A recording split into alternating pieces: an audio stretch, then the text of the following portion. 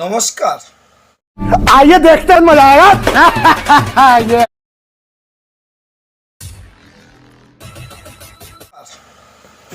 আমি কৃষ্ণপদ অধিকারী। আমার ছোট্ট একটা ইউটিউব চ্যানেল আছে, চ্যানেলটার নাম ডোন্ট কেয়ার। ফেসবুক পেজ আছে কৃষ্ণ কৃষ্ণ বলে।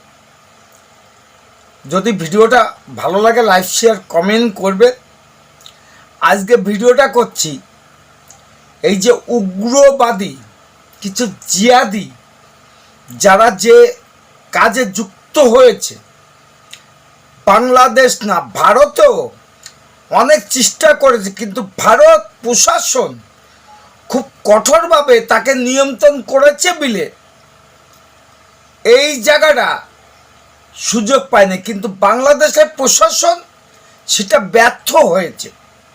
সেই ব্যর্থর জায়গায় যারা এই ঘর বাড়ি জ্বালিয়ে দেওয়া, ধর্ম প্রতিষ্ঠান, ব্যবসা প্রতিষ্ঠান, মিল কারখানা, ট্রেন রেল গাড়ি বাস পুড়িয়ে দেয়, এরা কোনোদিন দেশের মঙ্গল চায় না এবং সুনামও চায় না এবং দেশকে এগিয়ে নিয়ে যাওয়ার জন্য কোনো সাহায্য করে না।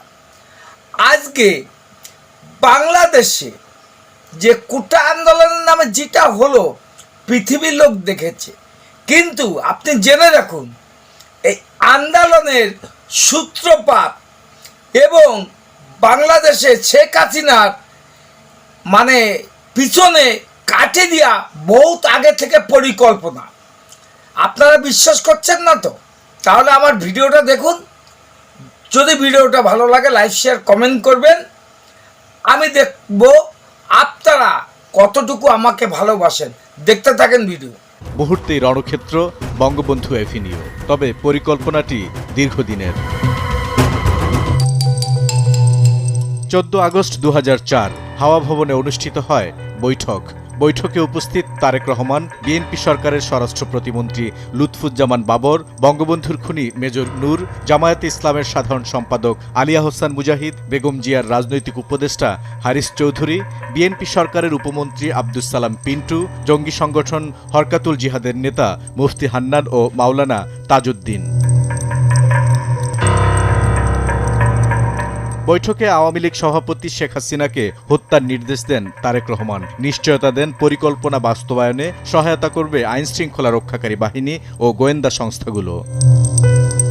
16 আগস্ট 2004 মিন্টু রোডে বাবরের বাসায় আবারও বৈঠক। তৈরি করা হয় পূর্ণাঙ্গ পরিকল্পনা, সিদ্ধান্ত হয় আক্রমণের।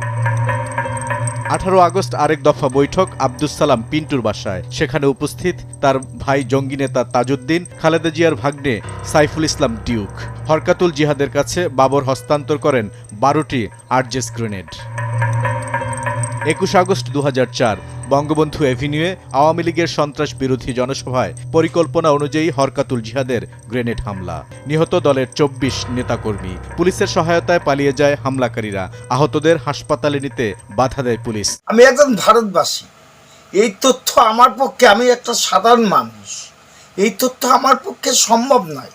কিন্তু যেটা ভারতে হয়েছে একই ধরনের আন্দোলন এবং বাংলাদেশে হয়েছে, দেখেন দুটো আন্দোলনের মধ্যে, এই দুটো আন্দোলনের মধ্যে কোনো মিল আপনারা পাচ্ছেন কিনা দেখেন আমার ভিডিও। আন্দোলন করতেছে এক দফা দাবির জন্য, কিন্তু এটা কি কোনো আন্দোলনের কাতারে পড়লো?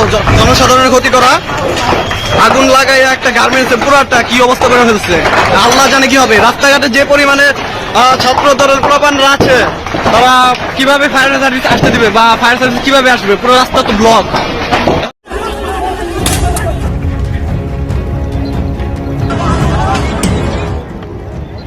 नमस्कार, नवभारत टाइम्स ऑनलाइन पर आपका बहुत स्वागत है। बिहार में अग्निपथ योजना को लेकर जो बवाल, এই ভিডিওটা দেখার পরে আপনার কি একবারের জন্য মনে হচ্ছে না দুটো আন্দোলনের সঙ্গে যথেষ্ট মিল আছে? সেইখানে দাঁড়িয়ে আপনি কেন প্রতিবাদ করবেন না? এরা কারা প্রশ্ন পৃথিবীর মানুষের কাছে দিয়ে গেলাম। এবং দেখুন কিছু শর্ট ভিডিও, কারণ হিন্দুদের যে অত্যাচার অনাচার হয়েছে, মন্দির মসজিদে 2-4 জন গিয়ে পাহারা দেওয়ার নামে সেলফি তুলে পৃথিবীর লোককে জানাচ্ছে সনাতনীদের পাশে আছি। তাই যদি হয়ে থাকে এদের দুর্দশায় আপনি কেন পাশে নেই? যা ছড়িয়ে পড়ে ফেসবুক সহ সামাজিক যোগাযোগ মাধ্যমে।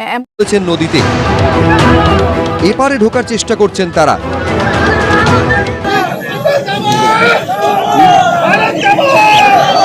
আপনাদের মানবতা থাকে, এতই যদি আপনাদের হিন্দু সমাজের প্রতি এত সহানুভূতি দেখান, তাহলে ওখানে আপনাদের প্রতিনিধি গেল না কেন?